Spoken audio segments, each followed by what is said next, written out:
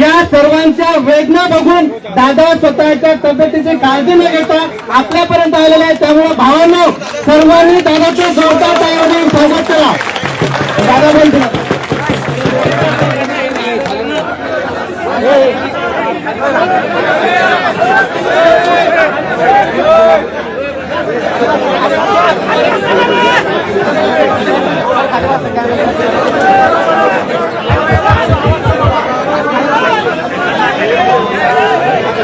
भैया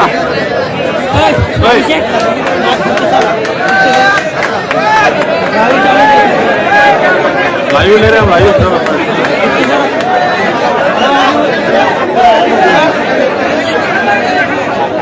अभिषेक अभिषेक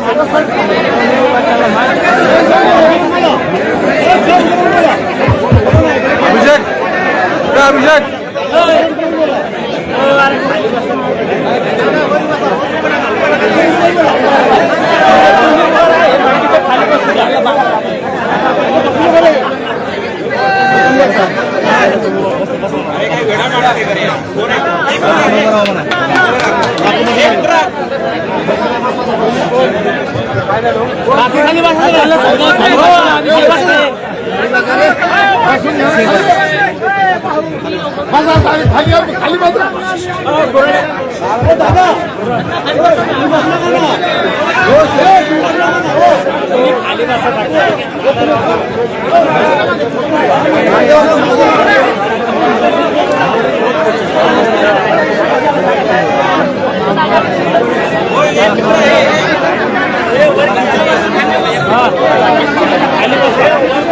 भैया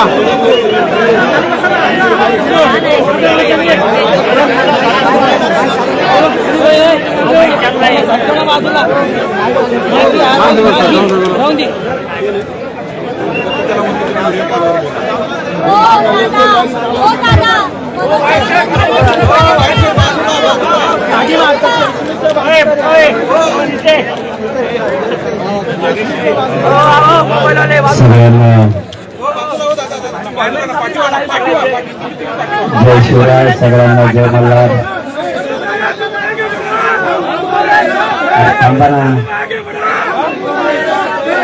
फोनवर। आपल्या गोरगरीब धनगर बांधवांना आरक्षण मिळावं यासाठी आझाद मैदान मुंबई येथे बोराडे भाऊंचं आमरण उपोषण सुरू आहे। त्या निमित्तानं आम्ही त्यांना भेट देण्यासाठी आलोय। आम्ही ताकदीनं तुमच्या सोबत येत, काही काळजी करू नका।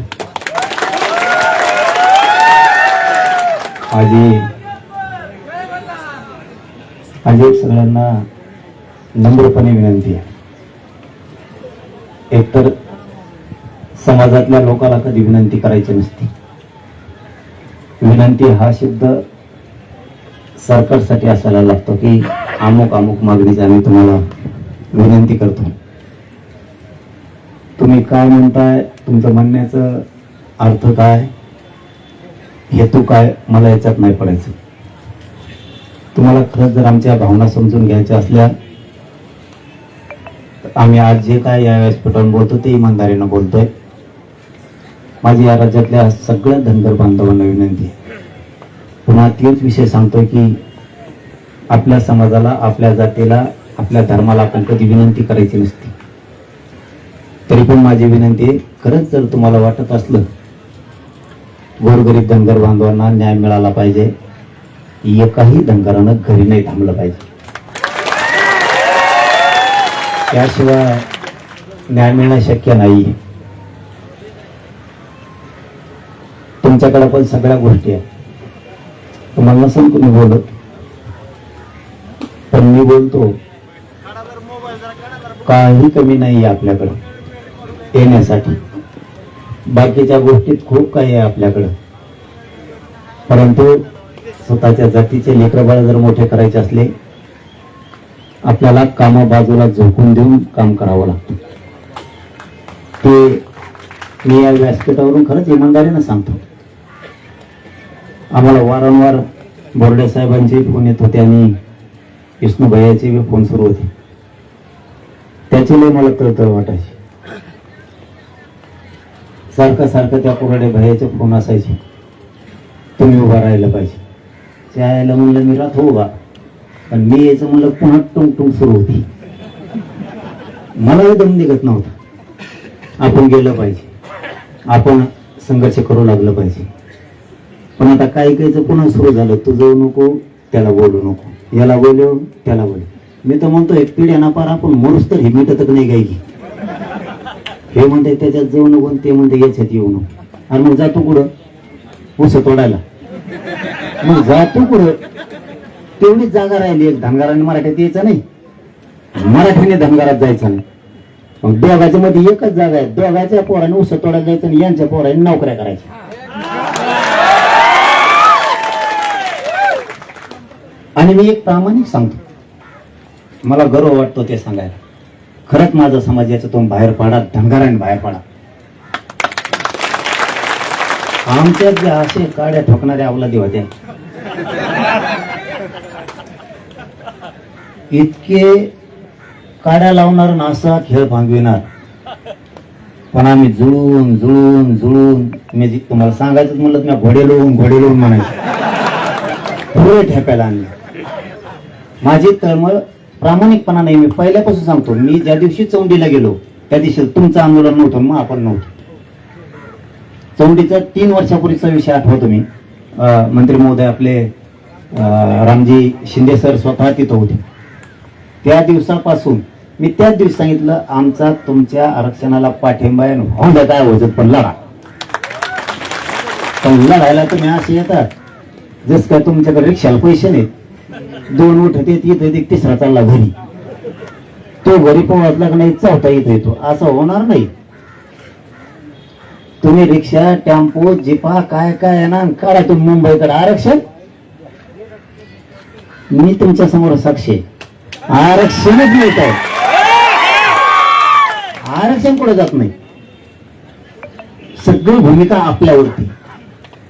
याच्याच बरोबर मला दुसरी पण विनंती करायची. ती झाली पहिली समाजाला, आता दुसरी तुमच्या नेत्याला तुम्ही एक करा. राव, तुम्हाला जे करता येईल ते करा. उपोषण सोडून द्यायची वेळ आली तर सोडून द्या, पण एकदा हे पुरे नेत्याच्या दारात जा. नेतृत्व तुम्हाला करायचं करा म्हणा, पण जातीचं गरीबाला आरक्षण मिळू दे. हे लई सोपं गणित. काय नाही हो नेतृत्वात पत्रत, मी आणखी ना नेता नाही. माझ्या पुढे बघा, मीडियावाले बांधव पण आणि आमचे मराठा बांधव पण मराठा आंदोलकच टाकते. आणि मी ते नेता लागून घेत नाही. ती डोक्यात हवा शिरली ना माणूस, ही मनानेच फिरवतो. मग ते नेता नको, भूता नको, त्याला फिरत नको काय. म्हणून माझी एक विनंती आहे, तुमच्याकडे चांगले चांगले नेते आहेत, तुमच्याकडे खरंच सांगतो चांगले चांगले, तुम्हाला आणि त्यांना सगळ्यांना मिळून जर जातीचं कल्याण करायचं ना, जे होईल ते होईल, पडा त्यांच्या पाय जाऊ. मी म्हणतोय म्हणून का मी जो पाय पडाल तुमच्यावरच, गोरगरीब धनगरांचं जर कल्याण होत असलं तर काय हरकत आहे आपल्याला ताकद लावायला सगळ्याला. राजकारण त्यांनी अवश्य करावं. कोणी भाजपमध्ये राहा, कोणी शिवसेनेत राहा, कोणी राष्ट्रवादीत राहा, कोणी काँग्रेसात राहा, कोणी बेसरमात राहा, त्यांच्या पक्षात राहा, काय अडचण नाही. पण जात म्हणल्यावर एक आहे. मी आणलं तर मी खरं सांगतो तुम्हाला, मी त्यांना बोलतो पण आणि ते उभा पण राहते, पण माया पण तेवढीच करतो. हे सुद्धा मंत्र तुम्हाला सांगून जातो. मी त्यांना माया सुद्धा तेवढीच करतो. चुकले की नीट करतो, मंत्री असो नाही तर आमदार असो आमचा, पण मी माया सुद्धा तेवढीच करतो त्यांच्यावर. म्हणून ते ताकदीने उभा आहेत सगळ्याच्या. तुम्हाला माझा ते मंत्र आहे की तुमच्यात ते शेंडगे भाऊ आहेत, मोठे पूर्वीचे लढणारे नेते, शेंडगे भाऊ आहेत, त्यांना बोला. तुमचे ते नागपूरचे एक ते तायवडे भाऊ आहेत, त्यांना बोला. दुसरे जानकर भाऊ आहेत, त्यांना बोला.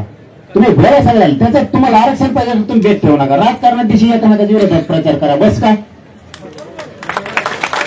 पण तुम्हाला जर आरक्षण पाहिजे असेल, कल्याण करायचं असलं, तुम्ही ते तुमचे जेवढे नेते, मला आता बरीच लिस्ट माहित नाही तुमची, तुम्ही त्या सगळ्यांकडे जा. परत काही म्हणायचं मोपलात नाव नाही घेतलं, तसं नको. तुम्हाला जेवढे नेते आहेत ना, वाटल्यास तुम्ही आंदोलन हे बंद करून टाका. तुम्हाला वाटून काय येऊ, काय आता सल्ला द्यायला लागला, उलटा चित येऊ. आणि सगळेजण मिळून ठरवा आपल्याला आरक्षण मिळवायचं. सगळेजण चला. तुम्ही बसायची तर तिकडं अर्ध येणारच नाहीत. खरंच एवढा धनगरी होईल राज्यात? यायला आपण एकामेकाच्या खुटीला बांधायला शेजारीच राहू. आपल्याला माहित नाही किती. अरे नुसते धनगर आले जर मुंबईत मुतले तरी समुद्र अर्धा भरून. तुम्ही हिंड आता तिकडे गल्लीत कामान धामाचं तिकडे काम आणत काय नाही तुम्हाला नाटकं करतात फक्त. माया मागलं काम होतं काय नागर मारायचं होतं तुला काय काम होतं काही काम नाही ठेवून नाही काही नाही काही नाही. तुम्ही जर आळशीपणा सोडला आणि कडवट धनगर जर झाला तर आरक्षणच घेऊन मुंबईच्या बाहेर जाणार तुम्ही. मी गेलोय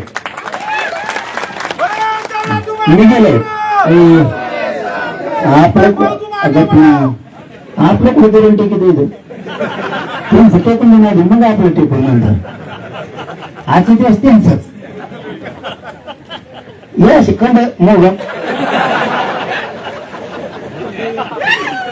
तुम्ही जर सगळे धनगर बांधवाचे नेते धनगर बांधवांनी जर ठरवलं मुंबईकडे आहे त्या वाहनांनी निघायचं तर महाराष्ट्रातला 6 कोटी मराठा मी तुमच्या मागे उभा करतो. तुम्हाला शब्द जे व्हायचं ते होऊ कर. तुम्ही जरी असले जरा सांगत बसतात आम्हाला 6 जा म्हणतात 7ला जा म्हणतात. आपण 7ला 6 जात नसतो जरा तिकडे 7ला नाही 7 नाही 8 नाही भट नाही. मी एकदा रथ पांघरून झोपलं की झोपलो पुन्हा उठायच नसतो का. मला मी डायलर म्हणले होते नाही ही जागा आहे कोणची काय माहित मला दिसली नाही कारण येताना मी झोपेत आलो जाताना झोपेतच गेलो. ते म्हणले इथं 6 वाजता रस्ता म्हणलं 6च पुढे का भूतानाचं तर काही नाही असं नसतं. फडणवीस साहेब डेंजर माणूशी त्याला अशी एकजूट लागते. तुम्हाला निवडून आणायचं ना देवेंद्र फडणवीसला जाणार बस का पण आरक्षण दे म्हणा. तुम्ही महायुतीला निवडून आणा नाही तर महाविकास आघाडीला आणा काही देणं घेणं का पण आपल्या समाजाच्या लेकरात जे लागतं ते तर घेतलं पाहिजे का नाही आपण. मग आता जर असे माणसं उपोषणात करीत बसले मरायला लागले नाही कधी मिळणार. आता इथं तुम्ही बसलात कोणी एकडीच वाटली दिसते परत तिकडे बरेच जण वाटले दिसते त्यांचं काहीतरी असणारच का रोग आला का सोडायला. सरकार म्हणून यांच्या जीवावरती बसला त्या पलीकडे पॅन्डॉल मध्ये बी ते कोण आहेत त्यांचा प्रश्न सोडायची जबाबदारी सरकारची नाही का. मतदान लागतं का कोणी दे मास्तर लोक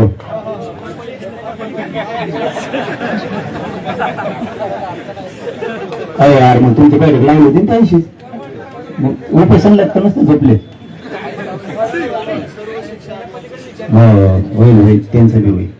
माझं हे बघा आम्ही पण त्याला कधी कमी पडणार नाही 2 टप्प्यात कधी वागणार नाही. प्रत्येकाची फक्त एकच भूमिका असली पाहिजे गोरगरिबाच्या लेकरांनी काय नाही केलं तुम्हाला माहित नाही आणि माहित जर असतं तर तुम्ही ताकदीने आला असतात. म्हणून मला सांगायची वेळ आली ज्यावेळेस धनगराची माऊली मेंढ्या मागे जाते ना उन्हात तळते अक्षरशः उन्हात तुम्हाला लाजच नाही येत जातीचे किती हाल व्हायला लागले. तुम्ही मला ट्रोल केलं तरी चालत आणि ट्रोल करण्याला मी मजा केलं नाही ते रोजच माझ्या पाठीलाच फ्रीज झाले त्यामुळे मी येत नाही. थोडी काय व्हायचं तुम्हाला खरं सांगतो. तुम्हाला जर तुमच्या आईची माऊलीची त्या धनगर बांधवाची जर थोडी बी कळकळ असेल ना ती माऊली इतकी उन्हात मेंढ्यात तळती तिच्या जर वेदनेची जाण तुम्हाला असली ना तर धनगर घरी नाही जाणार अख्ख्या मुंबईत निघते. त्यांचं कल्याणच होणार नाही असं होत नाही. पालात कावा साप शिरम माहित नाही त्या मेंढ्या समजताना कधी एखादा इच्छू चावून माहित नाही कधी लांडगा येऊन हल्ला करून माहित नाही. इतका गरीब धनगर आहे. आम्ही गरीब मराठी गरीब धनगराला बघतो. तुम्हाला जर खरं कळतं असली ना तर एकाने सुद्धा कोणाचंच ऐकू नये असं माझं म्हणणं. कोणाचंच ज्या दिवशी तुम्हाला जे नेता आवडतो त्याचं काम करा तुम्ही पण सगळ्यात पहिली जात आधी आवडली पाहिजे माणसाला मग नेता आवडला पाहिजे. मग तुम्ही सगळ्यांनी ठरवलं पाहिजे आपले जितके नेते आहेत ना 8-10 तुम्ही सगळे चला. तुम्ही येणार नसलात तर आम्ही चाललो आणि तुमचेच तिथून जातीचा प्रश्न मार्गी लावल्याच्या नंतर आम्ही तुमचेच पण तोपर्यंत तुमचे नाही आरक्षणच मिळणार. तुमच्या पदरात कधीच अपयश पडणार नाही कधीच नाही पडणार. पण आता ते तुम्हाला ठरवावं लागेल. 1-2 घटना तुमच्याकडून चुकल्या असल्या तुम्ही मान्य करा मोठेपणा जाती पुढे काय अर्थ ते मान्य करायला यार. मी म्हणतो म्हणून करा नाही परत मला तुमच्या माहिती संबंध काय नसलेलं पुढे पुढे गायब होतो. मी माझ्यासारखं कधी बघितलं नाही राहू. एकोणीकडे होममुळे पळलो मी, खरंच नाही बघितलं. कधी फोन नाही काय नाही. फक्त त्या दिवशी मला वाईट वाटलं की ते उपोषणाला जालन्याला बसली आणि ती विधायक परिस्थिती झाली होती. म्हणलं काळजी घ्या तुम्ही तब्येतीची, आणि तुम्हाला वाटलंच आता नरड्याला लागा लागलं तर फोन करा, मी येतो. एवढंच 10-5 शब्द बोललेलो नसता काहीच नाही. इमानदारी सांगतो. बरं तुम्ही यांनी आल्यावर सांगितलं मला माहित नाही. मला मीडिया सोशल मीडिया बघायला टाइम पण मिळत नाही, इतके काम आहेत रोज. पण यांनी आल्यावर सांगितलं की ते मला लोक म्हणतात की तुम्हीच बसले म्हणजे मी यांना बरं म्हणलं मा फसपायला उपोषण करून यांना काय बसू काही रान म्हणतो दोघंच आपलं, मी कशाला बसा म्हणून बरं यांना. हा असा अविश्वास ठेवला नाही पाहिजे कधी. तुमचं लेकरू बसलंय, समाजासाठी बसलंय, तुम्हाला ज्या दिवशी वाटेल की हे व्यवस्थित नाही करत त्या दिवशी नका ना, पण ज्या दिवशी ते कष्टानं करते त्या दिवशी तरी समाजाला पाजार फुटला पाहिजे.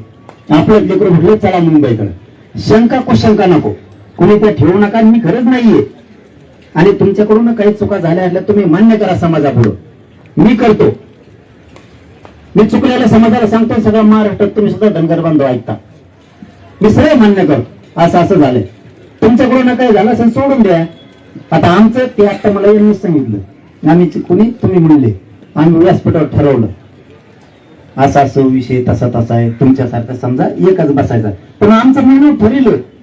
आमचेच लोक म्हणले व्यासपीठावर नको दुसरं कोणी, तुम्ही एकटे. त्यामुळे ते समाजाला मान्य असेल तर ठरू द्या, नसेल तर नको. मी एक उदाहरण म्हणून सांगतो. बीडला मोर्चा होता आणि बीडच्या मोर्चा दिवशी श्रीमंत छत्रपती संभाजीराजे साहेब तिथं आले आणि तिथलं अध्यक्षस्थान माझ्याकडे होतं. अध्यक्षस्थान माझ्याकडे होतं. भाषणाची वेळ आली, सगळ्यांनी सांगितलं जरांगे पाटीलला शेवटी बोलणार आहे. मी सांगितलं अजिबात जमणार नाही, माझा राजाही बसलेला असताना मी नाही बोलू शकत. तसं तुमच्या राजा महाराजांना तुम्ही जवळ घ्या, तुमचे ज्येष्ठ कोणी असतील त्यांना घ्या. एकदा कोल्हापूरला पण सभा होती, त्यावेळी सुद्धा सगळे व्यासपीठाच्या खाली बसलेले होते. मी स्वतः श्रीमंत शिवराजे महाराज साहेबांना आणि श्रीमंत संभाजीराजे साहेबांना म्हणलं व्यासपीठावर घ्या, नाही तर मी व्यासपीठाच्या खाली जातो. आपल्या लोकांना आपण ते सन्मान द्या ना, जातीला मिळून जाईल ना. तुमचे जे जे रुठलेत ना नेते त्यांना सन्मान द्या. तुम्ही हवामाना पुढे, मी फक्त उपोषणाला बसून राहतो, आरक्षण घ्या. किती सोपं आहे. बेमान काय फरक नाही पडत. त्यांना बोला, मी बोलणार आहे, मी पण बोलणार आहे. खरं सांगतो, मी आता गाडीत बसलो ना तुमच्या सगळ्या धनगराच्या नेत्याला बोलणार आहे मी. तो पण असा भोंगाला होतो त्यांच्या मागं.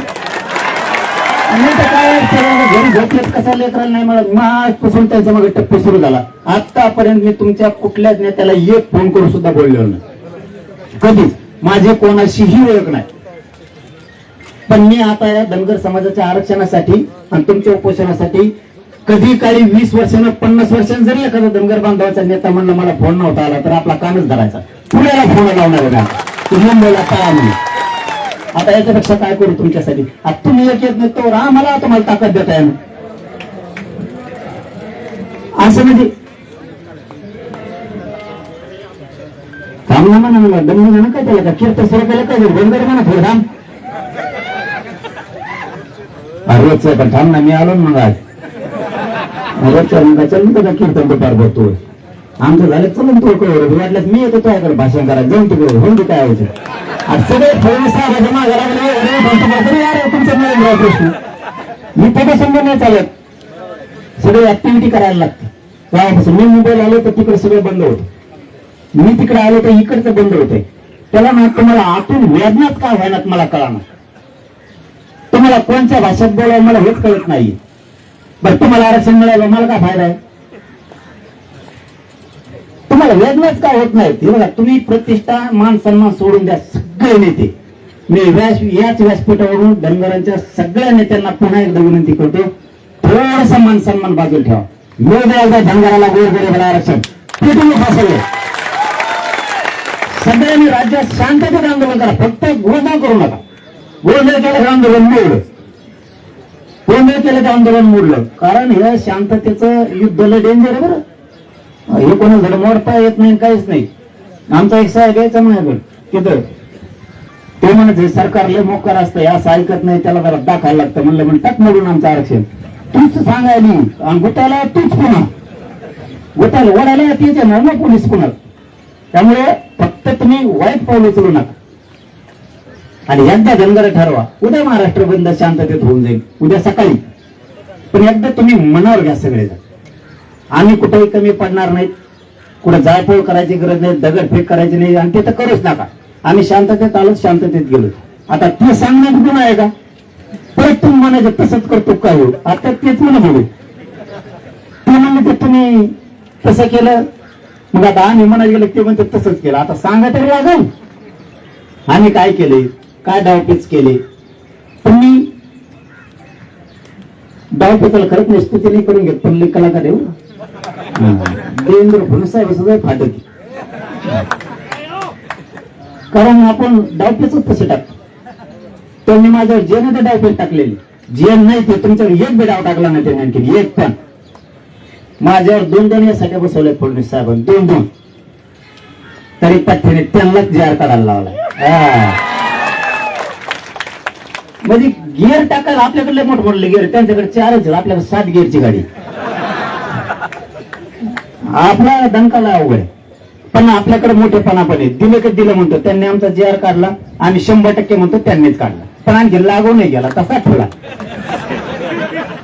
कारण लगेच लागू करून त्याला फडणवीस कसं काय म्हणते, सगळ्याचा ढोपा मोडे पाहिजे, पार मन देणार असं फडणवीस साहेबाचा खेळ. पण दिलंय म्हणून आम्ही त्यांची स्तुती पण केली की तुम्ही दिलंय, त्यात काही हरकत नाही. परंतु तसंच एकदा धनगराचा देऊन टाका व्हा मोकळून, काय सगळं तुमचा काय आवाज येतो त्यावर कानून धरता त्यांना. मी प्रत्येक आंदोलनात आठवण करून देतो. 2014 का कवा तरी 12 मध्ये आलते बघा, ते 12 का 14 काय तर होतं तेव्हा आले. ते म्हणले होते पहिल्याच कॅबिनेट मध्ये करीन. धनगराचं पडून ते सगळं मतच करायला लागलं खपाखप. आणि ते एकदा मुख्यमंत्री झालं की बस कोण कोण करताना तिने कॅसिटी तिने एकदा आपटा लागतं, एकदा निवडून आणला लागतं, तेव्हा ठेपेले दिले. तुम्ही नुसतं मया करता, मग काय घरात येतं. मी कसं विधानसभेला एकूण झप केली, काय फडणवीस साहेब डोळे उघडले, याच्या नादी नाही लागायचं. तसं एकदा धनगर ठरा, आता सुपडा साफ करायचं तर मग आरक्षणच आलं तुमचं.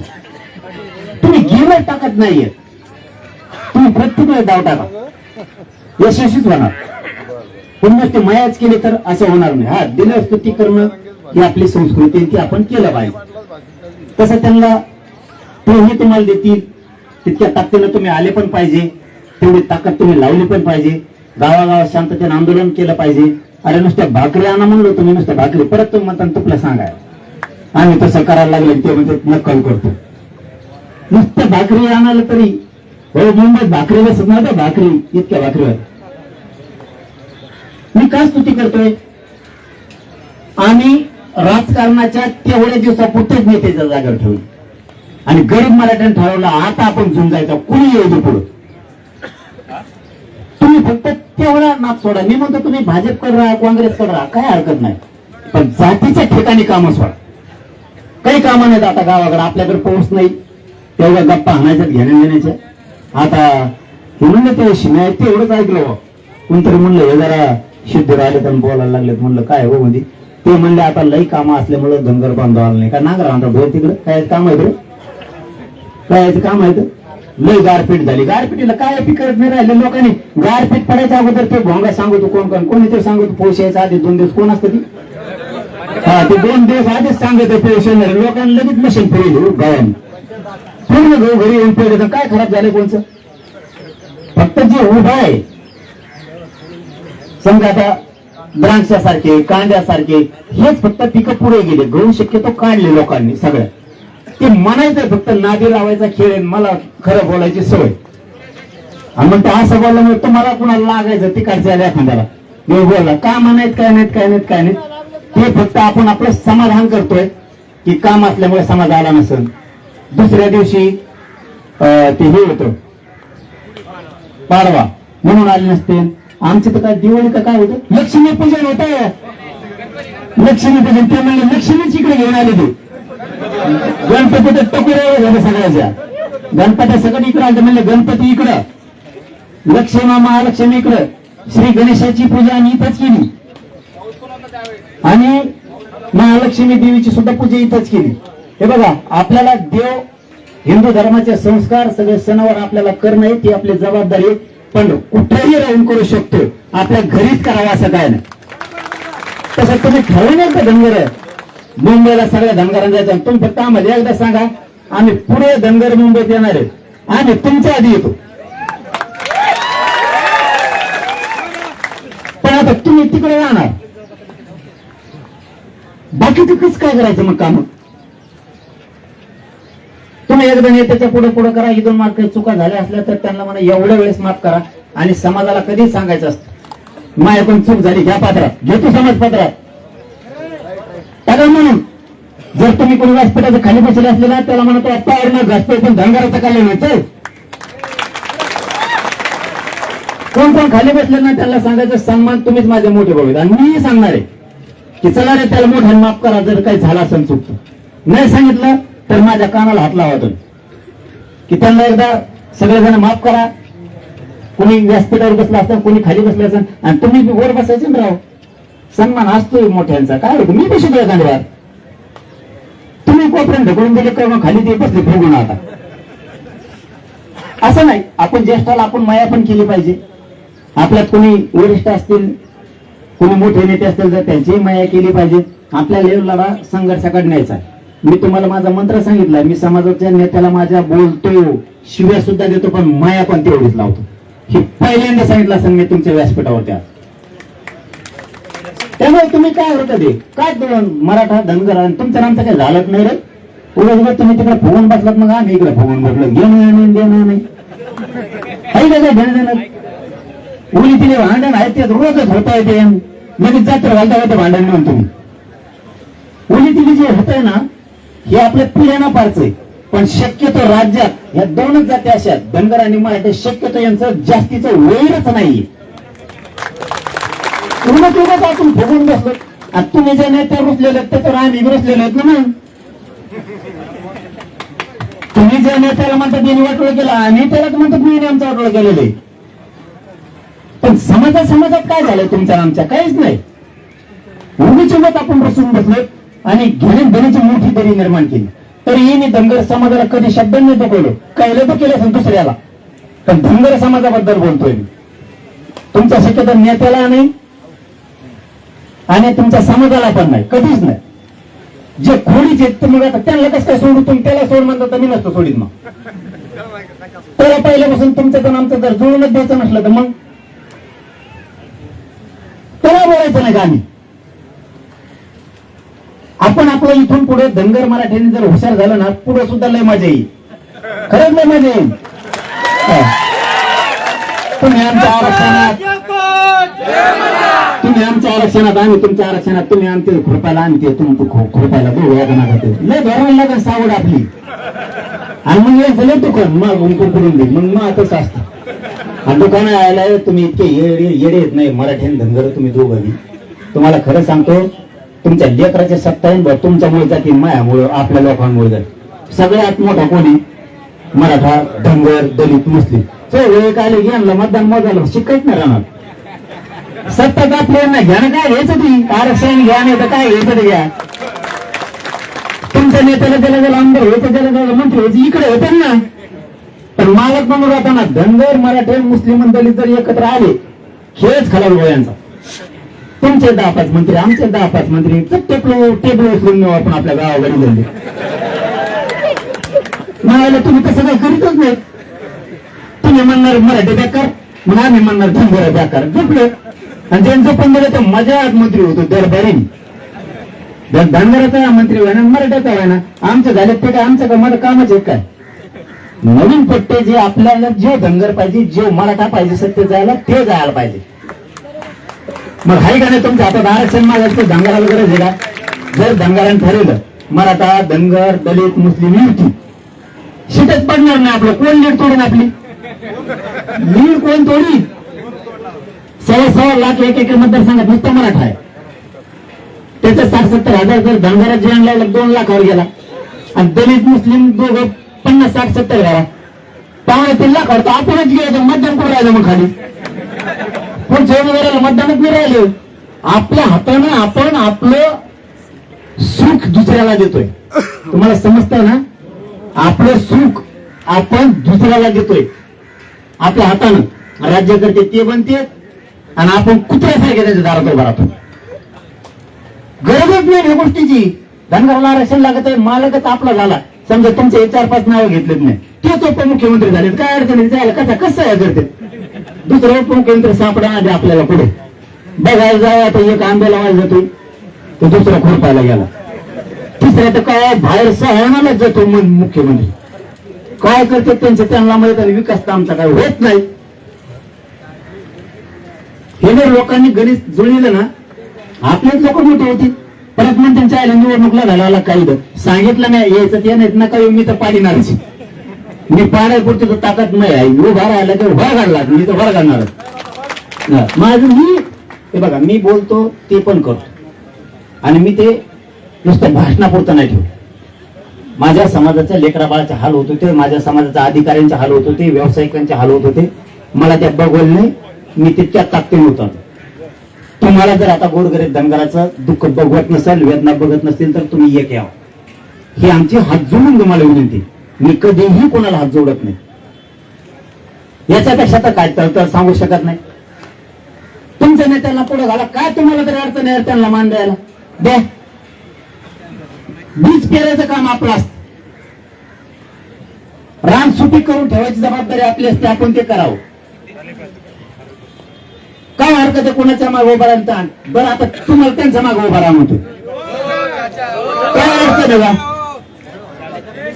अडचण काय?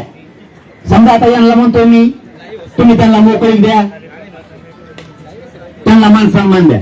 आता माझा याचा उलट सुद्धा प्रश्न आहे, काय अडचण आहे? तुम्ही बी आता एकदा मोठ्या मानाने त्यांनी बी यांनाच मान सन्मान दिला तर तुम्ही आहेतच ना आता समाजाचे नेते. काय अडचण आहे तुम्हाला तरी? उलट तुम्ही मन जिंकणं गरीब धनगराचं की चला आम्ही नेते समाजाचे, आम्ही तुमच्या मागे ठाम आहेत. एक वेळेस तुम्ही बोलायला काय हरकत आहे? आता जसं मी लढायला लागलो, आमचे सगळे नेते म्हणले याच्या शेख खाण्यापेक्षा आम्ही हाय बघूया मागे चलून दे. तसं तुमच्या नेत्यांतर काय अडचण आहे? चलते व्यर्थ आहे ना. आम्ही धनगर बांधवांचे जेवढे नेते 15-16 जण पुरे तो ताकदीनं माग आहेत. आरक्षणापुरतं आरक्षण झालं की आम्ही आमच्या पक्षात राहणार आणि तुम्हाला बी आमच्या मागे राहावं लागेल. धनगरांनी शब्द त्यांना द्या की हो आम्ही तुमच्या मागे राहू. मग काय अडचण राहिली आता? आता तुम्हाला भांडता येणं म्हणून मी भांडायला लागलो आता धनगरांना, आणि मला अधिकार आहे तुम्हाला भांडायचं म्हणून भांडतो. काय आता दुसरं भांडण तरी कोण? मी ते 4-5 जेवढे नाव घेतले त्यांना जाहीरपणानं भांडतोय की तुम्ही एखाद्याच मोठं मन करा, त्याला जाऊ द्या. काही तो उपोषण आता चल हायत आम्ही तो आम्हाला नको देऊ मान आम्हाला. पण या धनगराला आरक्षण मिळेपर्यंत या इथं बसा, सांगा. बरं आरक्षण मिळणार नसलं तर तुमच्या धनगर बांधवाला जर वाटत असलं नेत्यांना आरक्षण मिळणार नाही, यांना येऊन सांगा. याला मोठे म्हणाल तुम्ही सुद्धा धनगर बांधव हे असं मिळणार नाहीये, किंवा मग सरकार असं म्हणलंय तू जरा 5-6 महिने थांब. काय हरकत आहे? तुम्ही जे 7-8 जण धनगर बांधवांचे नेते काम करतायत समाजात, तुम्हाला समाजानं जीव मानलेला आहे 5-6 जणाला. मग त्या समाजाच्या भावना समजून घेऊन तुम्ही येऊन सांगा असं मिळणार नाही, सोडतो उपोषण 5-6 महिन्यांनी बघू. काय अडचण आहे? यांनी मोठ्या मनाने माफ करावं त्यांना आणि त्यांनी मोठ्या मनाने सांगावं आणि हाय तो मागे जाऊ दे. आता अस्मिता ही समाजाची आणि नेत्यालाच मोठं मन करावं लागत असतं. हे त्यांनी सगळ्या त्या मी जेवढ्यांचं नाव घेतलं त्या बांधवांनी समजून घ्यावं की तुम्हालाच मोठं मन करावं लागणार आहे, समाज मोठं मन करणार नाही. तुम्हीच मोठं मन करा की या समाजासाठी आमचा 2-3 वेळेस अपमान झालाय, तरी पण आम्ही आंदोलनाच्या हातापाठीशी टाकतील. ऐका एवढ्या वेळेस आम्ही मोठा भाऊ म्हणतो तुम्ही आम्हाला दादा ऐका एवढ्या वेळेस आमचं. माझं याच व्यासपीठावर नाव आहे सगळ्या धनगरांच्या नेत्यांना. ऐका आता एवढ्याच वेळेस आमचं आणि तुमच्या मनातले राग आमच्यासाठी सोडा, तुमच्या मनातली नाराजी आमच्यासाठी सोडा आणि तुम्ही सगळेजण या आरक्षणासाठी या आंदोलनासाठी धावून या आणि एक जीवन सगळे करा आणि समाजाला न्याय मिळवून द्या. मी जाताना एवढंच सांगतो, काळजी घ्या. उपोषणात पाणी जर पहिल्या दिवसापासून पेले असले तर कंटिन्यू प्या. मी गुपचिप बी सांगितलं ना आता पण सांगतो, मध्ये सोडलं की कार्यक्रम होतो बरं का. मला आणखी संडास लागलेली. एक तर पहिल्या दिवसापासून प्यायचं नाही पाणी. उपोषणाचं इतकं बेकार काम आहे एक तर पाणी प्यायचं नाही तर पहिल्या दिवसापासून प्यायचं नाही, मधी पाणी प्यायला सुरुवात करायची. पाणी प्यायचं तर पहिल्या दिवसापासून, नाही प्यायचं तर पहिल्या दिवसापासूनच, मध्ये गेल्यावर नाही. सगळ्यात मोठी चूक झाली माझी इथं मुंबईत. मी 17 दिवस बिना पाण्याचे काढले. पाणी प्यायल्यामुळे माझ्या शरीराचं पुढं वाटलं झालं. मी इथं पाणी पिलो. हे असं कुणी येतं 2 गट्ट्या, त्याला काय गोपाशी बसायचं मला. तिसरं येणार नाही, एकटं पण येतं आमच्या हाताने. तिसरं येतं माझ्या हाताने 2 ठेवून नको का, तो हातात का अमृत हे का काय का, असं करून करून माझा फेस पाहिला. उपोषणावर काय परिणाम होणार आहे हे माझ्या ध्यानात नाही आलं. कारण मी कधीच उपोषणात पाणी पिलो नाही आतापर्यंत. ही पहिली वेळ होती पाणी पिलो तर माझ्या पोटात इतकी आग होती तर आणखी सुद्धा. कारण ते पाणी उकळलं नाही का, एखादी गाडी असती गरम झालेली आणि तिथं पूर्ण पाणी संपलं, या काही पाणी ओतलं की जाळत होतो बारका. असं अचानक झालं माझं. 3 दिवसानंतर मी ते 2-3 घोट पाणी पिलं व्यासपीठावर, नुसतं पोटात आग होत होती. म्हणजे तुम्हाला लई लढायचं म्हणून सांगतो, कारण तुम्हाला परत देवेंद्र फडणवीसला लढायचं सोपं नाही. ती पाठ्याला डेंजर आहे, त्याला निबार माथ्याचा माणूस लागत हो. त्याने तर नुसतं खोट्या सांगतोय, खोट्या आणलं नाही पक्क देवेंद्र फडणवीस. खोटे आणलं कोणी देत नाही, मी तुटतो फक्त एकटा पाडण्यात तुटते पण मी तुटतो तो. मग आम्हाला पुऱ्या साडेसात लागलं होतं ते. आता नाही बरं का, आता त्यांचं आमचं चांगलं जमतं.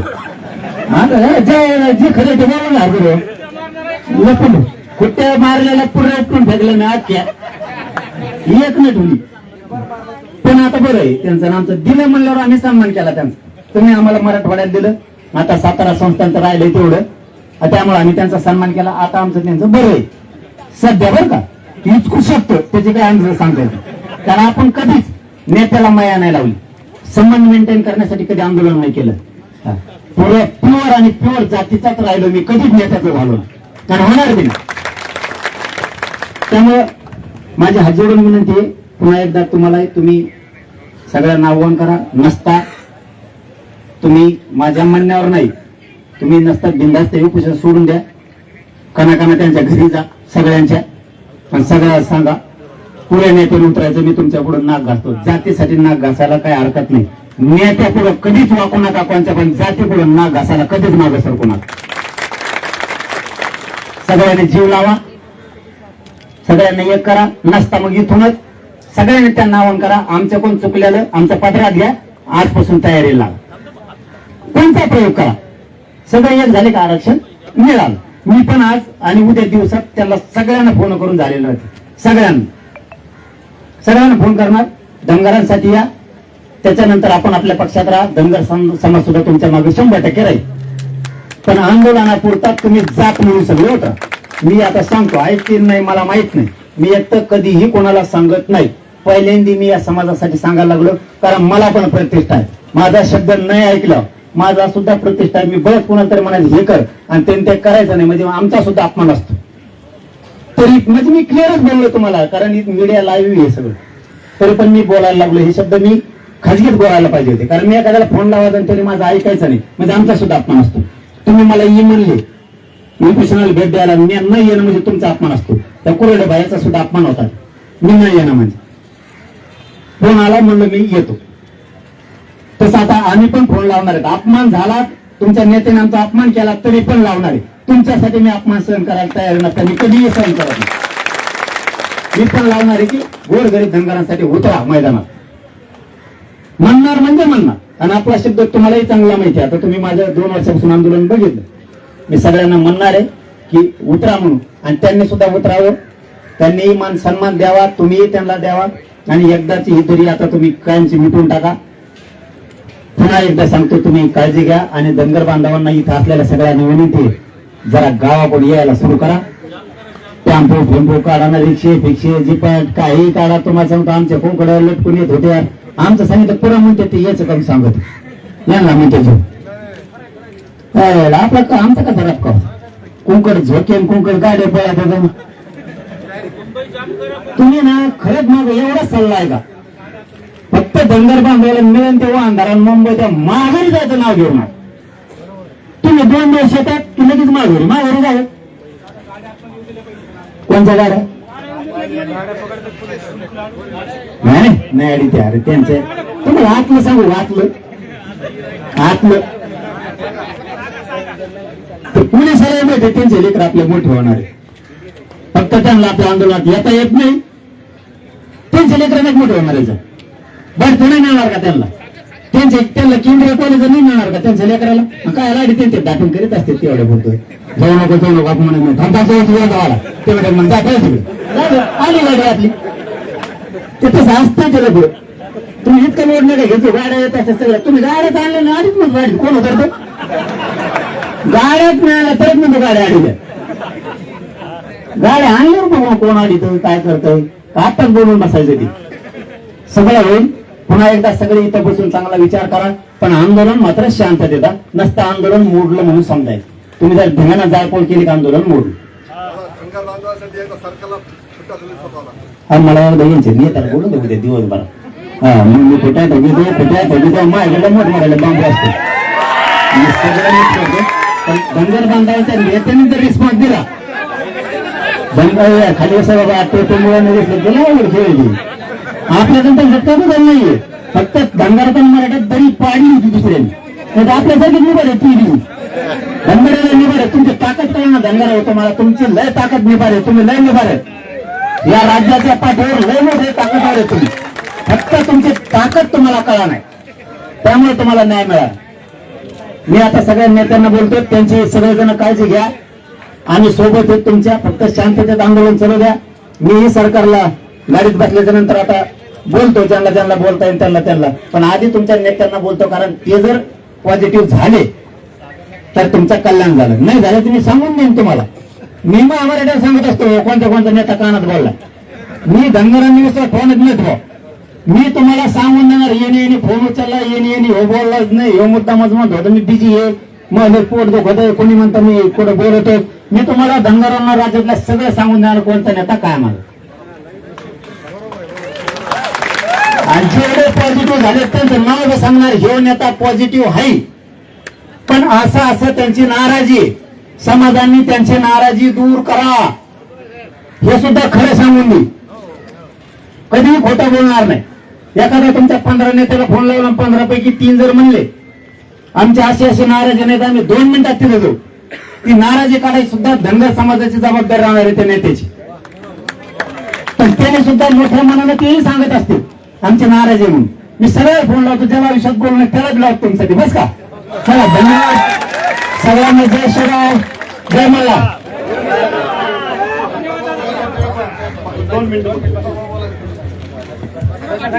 कसं मी भाई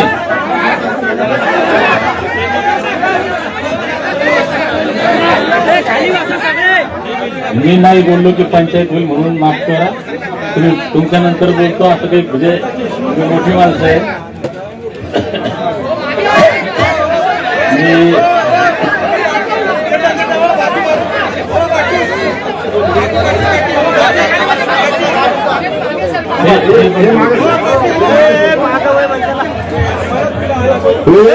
बघा हे 2 संघर्ष आज एकत्र आले मीडिया समोर आली मीडियाला ज्यांची अडचण मागे सरकार हे मंडळी समोरची मागे सरकार थोडं मागे सरकार थोडं मागे सरकार सरकार थोडं मागे सगळं विस्तार आहे थोडं मागे सरकार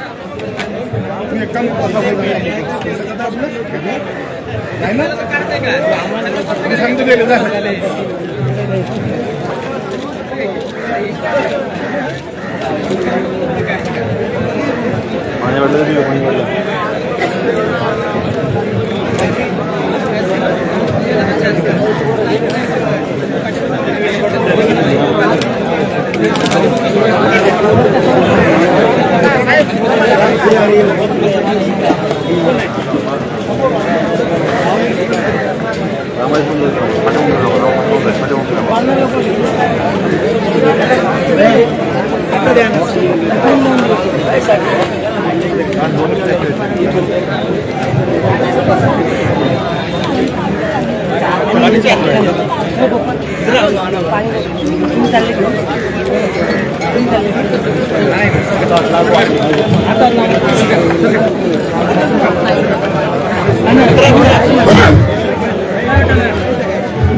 दादा बोलल्यावर मी बोलणं संयुक्तिक नाही, पण मी नाही बोललो तर पंचायत होईल म्हणून बोलतो. मी पहिल्यांदा महाराष्ट्रातल्या 2.5-3 कोटी धनगरांच्या वतीनं दादांचे आभार व्यक्त करतो. कारण या ठिकाणी विजयभाऊ तमनर साक्षीदार आहे. सप्टेंबर 24 मध्ये आम्ही 6 बांधव पंढरपूरला उपोषणाला बसलो होतो. कोणत्या तरी मराठा बांधवांना फोन आणला आणि म्हणले मनोज दादा तुमच्याशी बोलणार आहे. त्यावेळेस सुद्धा दादांनी आमच्या तब्येतीची विचारपूस केली आणि सांगितलं मोठ्या मनानं की आम्ही तुमच्या सोबत आहोत. त्याच्या अगोदर खरं म्हणजे ते म्हणले की चौंडीला गेले होते. चौंडीलाही आमचे सुरेश दादा बंडकर ते बसले होते, त्यावेळेसही दादा गेले होते. मागच्या सप्टेंबर 25 मध्ये ज्यावेळेस मी जालन्याला बसलो तिथेही दादांचा फोन आला. त्यांनी तब्येतीची विचारपूस केली आणि धीर दिला की आम्ही तुमच्या सोबत आहे. आजही दादा बोलले. मी अत्यंत जबाबदारीनं सांगतो की पंढरपूरच्याही आंदोलनामध्ये सगळे धनगर साक्षीदार आहेत आणि जालन्याच्याही आंदोलनामध्ये सगळे धनगर साक्षीदार आहेत की मराठा बांधव बोलण्यापुरते नाही तर तनमन धनानं आमच्या आंदोलनामध्ये होते. हे मला कोण काय म्हणतो मी चिंता करत नाही दादा. मी म्हणजे भयानक खरं बोलणारा माणूस आहे. या भाऊसाठी ताकदीनं होते. म्हणजे अगदी आता मला जाफराबाद, जालना, घनसावंगी, परतूर हे लोक ओळखीचे. जिल्हा परिषदचा सभापती, जिल्हा परिषदचा सदस्य, पंचायत समितीचा सभापती असे लोक मांडी मारून खाली बसलेले होते जालन्यामध्ये.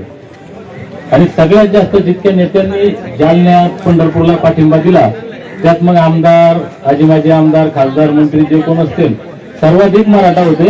हे खोटं बोलून चालणार नाही. दादा तुम्ही आल्यानं आमचे समाज फार साधा गोळा अडचणी वाढल्या. मी तुम्हाला सांगतो कमी होण्याऐवजी नाना कुठे आमच्या अडचणी वाढल्या. तुम्ही पंढरपूरला आले असते तर लय वाढ्या असत्या, जालन्याला आले असते त्याच्यावर वाढ्या असत्या. पण आता थोड्या कमीत कमी अर्धा धनगर समजदार झालेला आहे. त्याच्यामुळे आम्ही हिंमत केली आता की दादा येते तर येऊ द्या बाबा. जालन्यात आमची हिंमत नाही झाली, पंढरपूरला हिंमत नाही झाली, दादाला या म्हणायचं.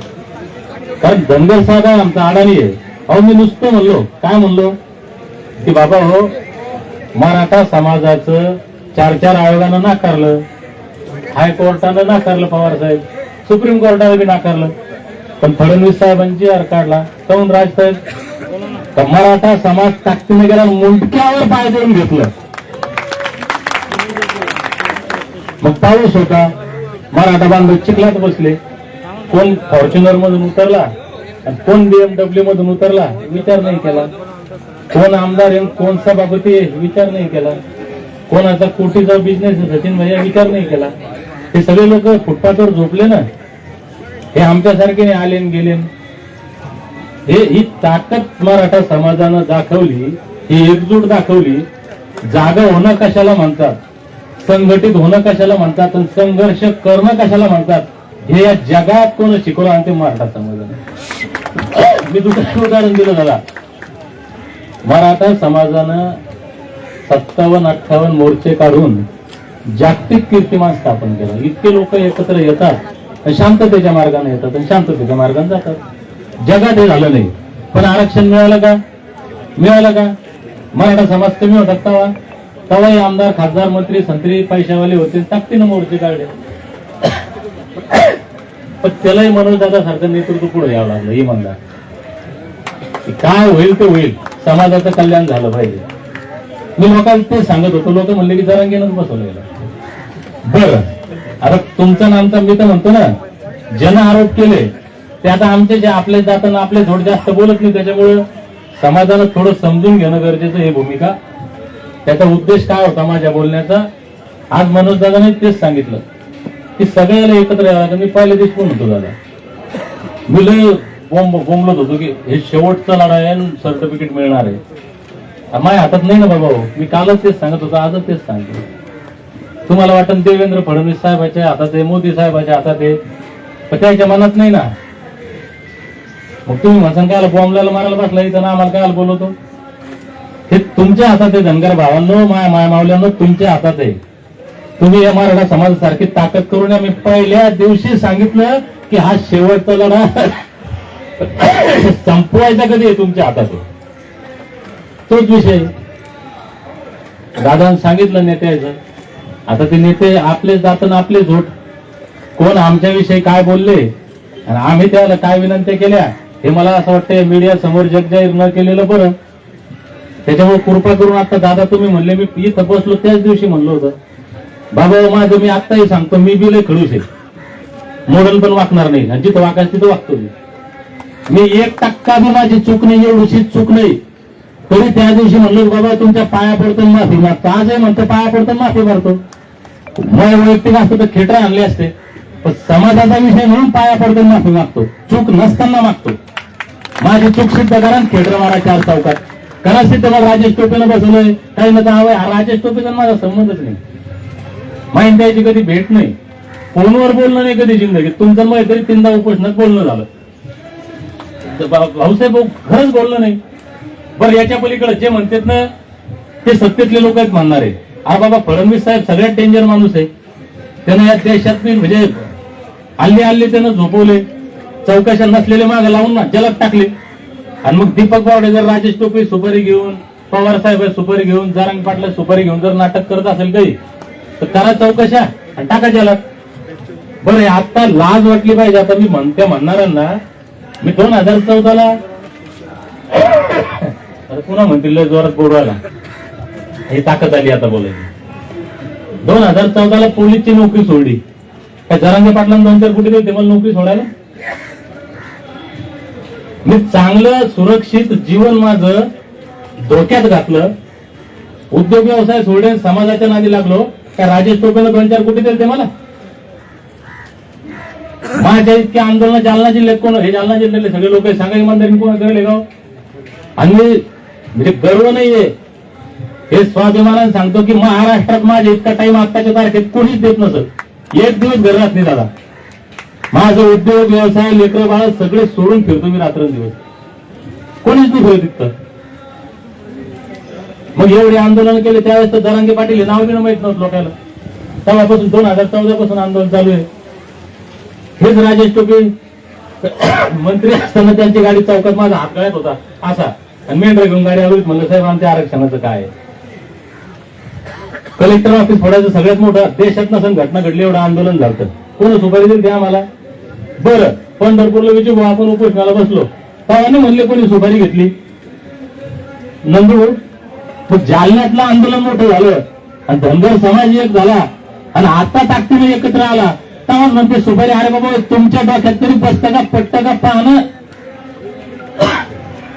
कोणी काही सांगल आणि ते ऐकायचं. मी एक गोष्ट दादा पहिल्या दिवशीपासून म्हणतो, ज्या दिवशी आमच्या ग्रामपंचायतच्या सरपंचापासून कोणत्याही पक्षाचा संघटनेचा नेता पुढारी आजी माझे आमदार खासदार मंत्री एवढू शकत जास्त नाही एवढू शकत, हे सगळे ज्या दिवशी एकत्र आले त्या दिवशी प्रश्न सुटतो. आता आम्ही सगळे प्रयत्न केले, हे एकत्र झाले मग प्रश्न सोडायचा का. मी त्याच्याही पुढचं तुम्हाला सांगतो, पटलं तर घ्या, नाही पटलं तर सोडून द्या. हे नेते एकत्र आले तर संध्याकाळी प्रश्न सुटतो. आणि नेते जर एकत्र येत नसेल ना तर प्रत्येक सामान्य माणसाला गोरगरीब धनगरांना एकत्र या त्या दिवशी प्रश्न सुटतो. यायला जर याच्या खुर्च्या प्यारा असेल, यायला जर पक्ष प्यारा असेल, यायला जर याच्या संघटना प्यारा असेल, यायला जर राजकारण प्यारा असेल तर तुमचं वाटोळ जाऊन करून घेता. करा ना आत्मपरीक्षण. मी जाहीर सांगतोय, आत्ताही सांगतो, आज तर मीडिया लाईव्ह सगळी. अरे दीपक वाडे चुकलं काय ते सांगा. पंढरपूरला विजय साक्षीदार जीव धोक्यात गेलता. जालन्यात तर चेक करून पडलं मी. डॉक्टर म्हणले कधी तुम्हाला पॅरालिसिस का टिकेल. आता शुगर जालन्यात 45 शुगर होत झाला. आणि जेव्हा म्हणतो ना नाक लावून ना बोलतो ना, अरे ये उपोषण कर आणि तू 40 शुगर करून दाखव फक्त. जी म्हणलं ती शर्यत मिळाला काय. मजा वाटते का? तुझा 70 BP करून दाखव उपोषण करून. माझा 70 BP होता आणि 45 शुगर होती. आज 60 शुगर झाली. ते म्हणते चॉकलेट खाय, कोणी म्हणतं गोळी खाय. अरे मला मोरदेनं मी मारायचं. मोरदेनं काल भगतसिंगचा स्मृती दिन होता. एखादा दीपक बोळे मला तर 1000 जन्माला येतील, हेरी मारणार जन कधीतरी मारायचं. अरे जन्माला आलं तर समाजासाठी काहीतरी करा मरा, हा विचार डोक्यात घेऊन आम्ही जगू राहिलो.